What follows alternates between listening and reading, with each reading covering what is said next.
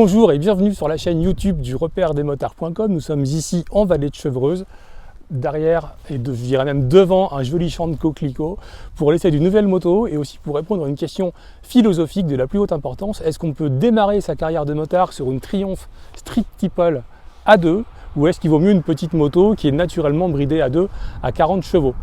Alors, la Street Triple, c'est un modèle excessivement important chez Triumph parce que quand elle est arrivée sur le marché français en 2007, ça a permis à Triumph de rentrer carrément dans le top 10 des ventes de motos. Pourquoi le top 10? Parce que c'est simplement la catégorie, les rosters de moyenne grosse cylindrée qui plaît le plus sur le marché français. Et donc, Triumph a vraiment cartonné. Et puis, pour de vraies raisons, par rapport aux 4 cylindres japonais qui étaient un petit peu lourds, pas forcément très drôles, on avait une moto hyper agile, assez légère, avec un moteur 3 cylindres qui prenait 14 000 tours avec un bruit fantastique. Et ça donnait de vraies sensations, sans parler du look typique Triumph avec les doubles optiques à l'avant, cette coque de selle assez effilée, une moto assez compacte, assez ramassée, assez agressive, un peu classe en même temps. Donc c'était vraiment un vrai succès commercial. Alors la Street Tipple, elle a changé en 2017, la gamme s'est élargie, il y avait en haut la version RS, carrément sportive et puissante avec 123 chevaux. En dessous, la version R, et puis nous avons deux versions S, c'est écrit, il y a un petit monogramme sur la plaque phare à l'avant. Et parmi ces deux versions S, il y a une version A2, celle-ci, qui arrive directement chez votre concessionnaire, bridée à 48 chevaux. Et puis au bout de 2 ans de permis, vous repassez chez le concess, il vous retire une cale à l'accélérateur, il vous refait une programmation électronique et vous repartez avec 95 chevaux. Alors la Street Triple, on la connaît depuis quelques années, elle n'a pas changé dans les fondamentaux, double optique à l'avant, bras oscillant façon banane, moteur assez compact, petit échappement ramassé qui fait vraiment une sonorité assez agréable de 3 cylindres, c'est vif, c'est rageur, c'est profond.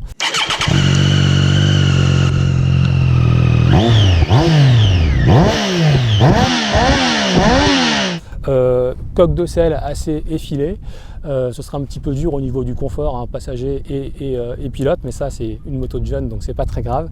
Et puis c'est une moto qui est valorisante, qui est bien finie. On sait que Triumph a fait des gros progrès en termes de finition sur ces derniers millésimes. Donc là on a par exemple des logos qui ne sont pas les autocollants mais qui sont en 3 dimensions sur le réservoir. On n'a pas droit au dernier tableau de bord TFT couleur de toute la gamme qu'on retrouve sur les Tiger 1200 et 800, qu'on retrouve sur les Speed Triple RS. On a l'ancien tableau de bord, sincèrement il est déjà bien, il est très complet. Quand on tourne la clé, on a jauge à essence, indicateur de rapport engagé, température d'eau, ordinateur de bord avec autonomie restante, consommation moyenne, il y a une horloge. Vous avez ici 2 modes de conduite, c'est une moto pour débutants mais c'est quand même très sophistiqué, 2 modes de conduite et puis l'ordinateur de bord ici qu'on manipule avec un Komodo au guidon. Alors la question qui tue, et à la demande générale, je relève le doigt interrogateur, c'est est-ce que cette machine est sympa, est-ce qu'elle est frustrante, est-ce qu'on peut la conseiller pour un débutant qui arrive avec son permis A2? Eh bien la réponse, alors évidemment c'est un peu frustrant, je ne peux pas vous mentir, on voit bien ici que la moto donne quasiment tout à 6000 tours, pic de 6 à 12, ça fait quand même un bon gros quart visuel de compte tour, il ne se passe pas grand chose. Alors en insistant, en restant un peu soudé comme ça, on se dit que bon ça va monter jusqu'à 8000.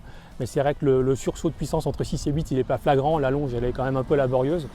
Donc c'est une machine pour les débutants. Un débutant, ça prend le temps d'apprendre, sans se mettre en danger, ça prend le temps d'apprendre en sécurité et ça fait carrément le job parce que le moteur est souple, parce qu'il est vif, parce que quand on accélère, malgré tout on sent la crête de couple typique du 3 cylindres qui arrive assez vite avec ce bruit là qui prend de l'ampleur, ça fait comme ça, je l'imite assez mal, j'ai fait pas très bien le bruit de 3 cylindres mais vous voyez ce que je veux dire. Et c'est sympa, on n'est pas comme sur, je dirais, allez, une Zen 900 qui est encore plus grosse, plus puissante mais qui a été bridée de telle façon qu'il n'y a pas un moment où on se dit là il se passe quelque chose. On est toujours en train de se dire ils ont vraiment tout coupé sur la moto. Donc là ça fonctionne bien, d'autant plus que, et c'est très important, c'est une machine légère et compacte avec un très bon châssis. Alors elle n'a pas le châssis sophistiqué de ses grandes sœurs, les suspensions c'est du Showa, je dirais assez basique, un peu réglable à l'arrière en précontrainte, pas réglable à l'avant. Sur une R on a des réglables et puis sur une RS on a carrément du Öhlins et une fourche à gros piston. Elle n'a pas non plus le freinage aussi sophistiqué que les R et les RS qui ont du Brembo radial avec différents niveaux de sophistication. Là on est sur du Nissin à 2 pistons, ça fait le job, c'est pas fantastique. Alors ça freine, c'est pas dangereux, c'est pas le souci, mais en termes de mordant, on est habitué quand on essaye plein de motos à un peu plus, donc il faut parfois pas hésiter à tirer et à céder du frein arrière. Et l'ABS c'est bien parce qu'il se déclenche pas n'importe comment.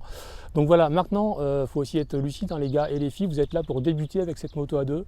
Donc vous n'allez pas taper des freinages de trappeur, chercher le dernier centième entre chaque virage. Donc c'est une moto pour apprendre, et puis vous verrez que dans 2 ans, quand vous la passerez en full power, 95 chevaux, vous récupérez une machine qui aura toujours toutes ses qualités, compacte, légère, précise, amusante à conduire, avec un vrai moteur vraiment sympa.